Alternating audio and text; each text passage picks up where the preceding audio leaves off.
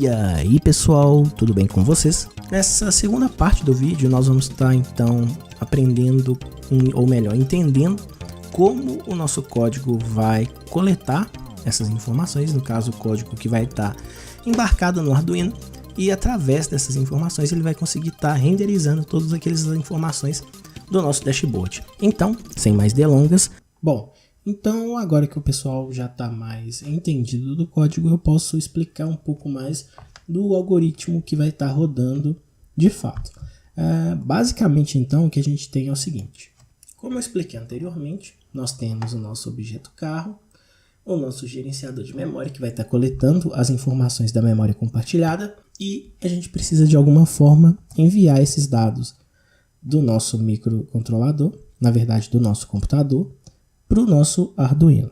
Então, nessa primeira versão, para a gente poder estar fazendo isso de uma forma bem simples, eu optei por utilizar uma comunicação serial simples, porém nada te impede de, por exemplo, estabelecer essa comunicação entre o microcontrolador e o código em Python utilizando, por exemplo, um ESP32 e WebSockets. Inclusive seria uma abordagem bem interessante, pois você não precisaria ter um cabo conectando no seu microcontrolador, no seu computador. Seria tudo feito ali de forma wireless. Então, o nosso código aqui basicamente consiste em inicializar uma comunicação serial. Aqui no caso eu estou utilizando a porta COM6, porém fica a critério de quem for montar o projeto, pois esse código pode mudar dependendo do projeto em si. E a gente tem aqui basicamente um loop infinito, onde a gente tem aqui um while true, onde nós vamos atualizar os dados do carro, ou seja, aqui ele vai estar coletando aquelas informações da memória e vai estar pegando o conjunto de dados, que nada mais é do que estruturar toda a informação, como a velocidade, a quantidade de gasolina, a quantidade de pontos, a posição do carro, o número de rotações por minuto e a quantidade de nitro. Tudo isso sendo separado por um ponto e vírgula, pois dessa forma fica mais fácil para o nosso programa entender o que está chegando para ele e assim separar o que cada coisinha vai representar.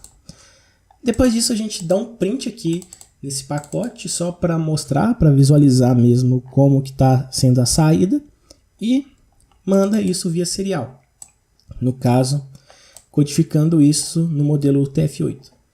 E depois disso a gente simplesmente aguarda alguns milissegundos, no caso ele vai esperar 400 milissegundos, que vai dar aí quase meio segundo, e logo em seguida ele vai refazer todo esse processo. E esse processo é feito iterativamente até que você pare a aplicação. E é basicamente isso, sendo que a gente começou com aquela parte. Então, sabendo disso, a gente parte agora para o nosso código no Arduino.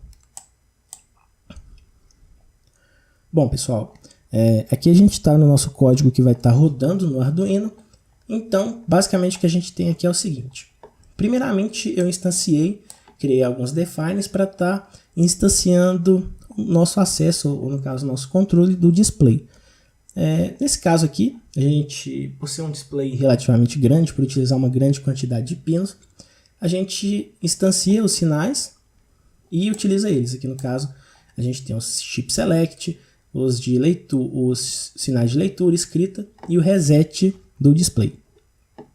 Logo em seguida eu instanciei algumas cores para serem utilizadas no nosso dashboard, sendo que no caso aqui a gente tem o preto, que é a ausência total de cor, o azul, o vermelho, o verde, o ciano e, enfim, todas as cores que a gente vai estar utilizando para estar montando os nossos gauges, que no caso seria aqueles dados onde a gente tem aquela variação no valor.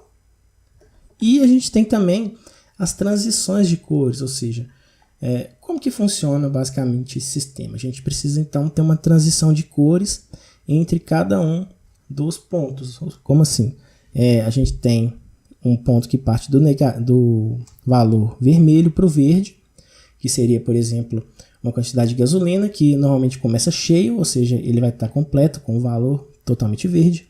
E à medida em que o jogo vai acontecendo, ele vai ficando mais próximo do vermelho. Logo em seguida a gente tem também do vermelho para o verde, que seria aquele caso onde a gente pode considerar, por exemplo, a velocidade, pois a gente começa com um valor negativo e aumenta positivamente de forma incremental e assim sucessivamente. Tem também outros modelos aqui, que no caso eu não utilizei, mas que podem ser utilizados, como por exemplo a gente tem o azul e a gente tem do azul para o vermelho. Logo em seguida a gente instancia as bibliotecas que a gente vai utilizar, no caso é o SPI, a biblioteca gráfica padrão da Adafruit, a biblioteca que vai estar instanciando a comunicação com o display. E aqui, nesse images.c, o que eu fiz foi basicamente criar um pacote com várias imagens, que no caso são aquelas imagens fixas que a gente mostra no nosso display, onde a gente tem aqueles desenhozinhos lá. Que no caso a gente tem aqui o desenho do nitro de oxigênio, que seria representando a quantidade de nitros que o carro possui. Um scoreboard, que vai representar a quantidade de pontos que já foram adquiridos com as corridas. E a posição, que vai ser aquele quadradinho que vai estar mostrando ali a posição que o nosso carinha vai estar. Beleza. Então depois disso, o que a gente faz é basicamente utilizar a biblioteca em alguns cenários. Aqui no caso a gente instancia a biblioteca, inicializa o display, coloca ele em modo de paisagem, fecha, coloca uma tela totalmente preta no display, instancia os nossos gauges, que vão ser aqueles disquinhos que vão estar toda hora alterando, inicializa os cursores para estar escrevendo as informações no jogo e cria a nossa interface inicial. Beleza. Basicamente então o que o setup vai fazer é inicializar as variáveis iniciais. Depois disso, a gente precisa partir para essa parte aqui, que é justamente a parte onde tudo vai estar ali acontecendo. Mas como que esse projeto funciona? Basicamente a gente tem então o seguinte: sempre que chega algum tipo de informação no meu Arduino, que seria essa representação de serial available maior que 0, ou seja, representando que existem bytes a serem lidos da serial, eu vou estar criando um buffer que vai ser do tamanho dessa quantidade de bytes que vai estar chegando para mim. Logo em seguida eu faço um sscanf, onde eu consigo formatar a entrada, ou seja, o que vai estar vindo aqui no meu buffer vai ser formatado, que vai ser representado justamente por aquele ponto e vírgula como um separador simples, e esses dados vão estar sendo armazenados em todas essas variáveis, que é a de status, a velocidade, a quantidade de gasolina, os pontos, enfim, todas as variáveis que a gente utiliza no nosso gauge. E a gente vai atualizar um flag aqui para avisar se deve ou não atualizar a interface gráfica. Então sempre que chega um dado a gente atualiza a nossa interface. Isso serve basicamente para evitar a gente ficar entrando nesse bloco de código aqui toda hora e ficar fazendo um processamento desnecessário. Então, basicamente, depois que a gente entra nesse flag update, a gente volta ele para falso, ou seja, eu vou fazer o que eu preciso fazer aqui, então eu não preciso voltar aqui mais. Eu vou estar setando algumas posições, no caso no meu grid, no caso na minha tela, para estar gerando aqueles gauges. Então, basicamente, o que a gente faz aqui é desenhar os gauges de forma sequencial e, desenhados os gauges, a gente atualiza as informações de cada um desses gauges e, por fim, atualiza também as informações nos pontos onde a gente vai ter a quantidade de nitros, a velocidade e o scoreboard. Então, se a gente pegar aqui para olhar, basicamente a gente tem em um desses scoreboards aqui a seguinte funcionalidade. Deixa eu achar. Que é o update nitro. Como vocês podem ver aqui, então, se a gente vier aqui no update nitro, basicamente o que a gente faz é atualizar a nossa cor do texto, modificar, ou seja, mudar a posição do cursor para a gente poder estar escrevendo a informação e, por fim, escrevendo o valor que chegou da comunicação serial. E a gente faz isso para todos os outros objetos. A única diferença do que acontece aqui em relação aos outros é que a gente precisa fazer uma coisinha um pouquinho diferente quando a gente fala dos gauges de velocidade e rotação. A gente tem aqui essa função que é a ring meter, que vai basicamente desenhar aquele anel. E para ela eu passo aquela questão, que é a minha velocidade, a posição onde eu vou desenhar o meu anel, que seria no caso essas 4 posições aqui. Logo em seguida eu passo para ela o raio, ou seja, o tamanho que ela vai ter e o tipo de transição que ela vai ter. Se vai ser do verde para o vermelho ou se vai ser do vermelho para o verde.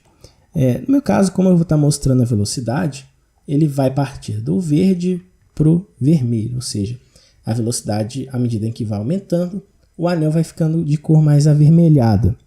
E depois a gente tem o ring meter para estar representando a quantidade de gasolina que está sendo utilizada pelo carro, que já foi utilizada pelo carro. Na verdade, que ele já tem disponível. Que vai ser basicamente a mesma ideia. A gente vai passar ali os índices de posição para cada um deles e a transição, que no caso vai ser basicamente do vermelho para o verde, ou seja, o valor vai ficar inicialmente vermelho e verde à medida em que o tanque estiver mais ou menos cheio. Bom, basicamente o código é esse. Particularmente, eu não sei se compensa explicar esse processo de criação do gauge, pois é um processo um pouquinho mais complicado, principalmente porque envolve questão de coordenadas com relação à operação de seno e cosseno. Então eu não sei se é tão relevante assim para estar sendo explicado.